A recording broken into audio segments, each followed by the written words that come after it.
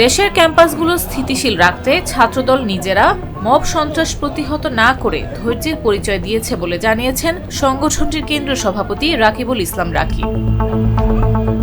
তিনি বলেন, বিএনপি গণতান্ত্রিক রাজনৈতিক দল ও তার সহযোগী সংগঠন হিসেবে ছাত্রদল গণতান্ত্রিক মানসিকতা পোষণ করে, তাই কোনো মব কালচার সরাসরি প্রতিহত করেনি।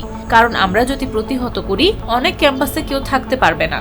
আমরা যদি তাদের মতো নিজ হাতে মব কালচার প্রতিহত করতাম, একটি ক্যাম্পাসও স্থিতিশীল থাকতো না। আমরা সেজন্য ধৈর্য ও সহনশীলতার পরিচয় দিয়েছি। রোববার দুপুরে ঢাকা বিশ্ববিদ্যালয়ে বিক্ষোভ মিছিলের পর রাজু ভাস্কর্যের পাদদেশে সংক্ষিপ্ত সমাবেশে রাকিব এসব কথা বলেন।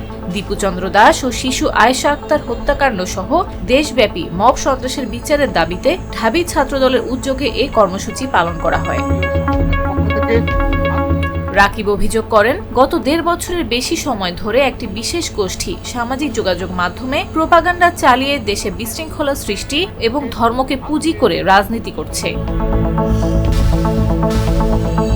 তিনি বলেন, ময়মনসিংহের ভালুকায় কোনো অপরাধ বা ধর্ম অবমাননার প্রমাণ ছাড়াই এক পোশাক শ্রমিককে প্রকাশ্যে ঝুলিয়ে আগুনে পুড়িয়ে হত্যা করা হয়েছে।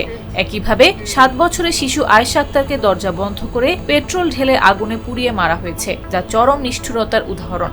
এসব ঘটনা ৫ আগস্ট পরবর্তী বাস্তবতায় কেউ কল্পনা করেনি।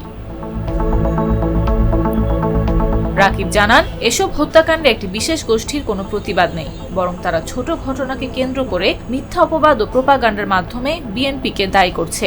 ওসমান হাদির ওপর হামলার পরপরই বিএনপি ও এর শীর্ষ নেতাদের বিরুদ্ধে সামাজিক যোগাযোগ মাধ্যমে অপপ্রচার চালানো হয়েছে।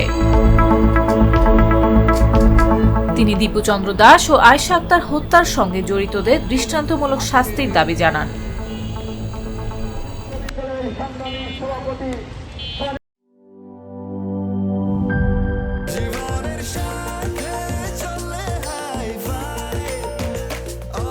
স্বাস্থ্যকর অল টাইম, সব সময় অল টাইম হেলদি লাইফ।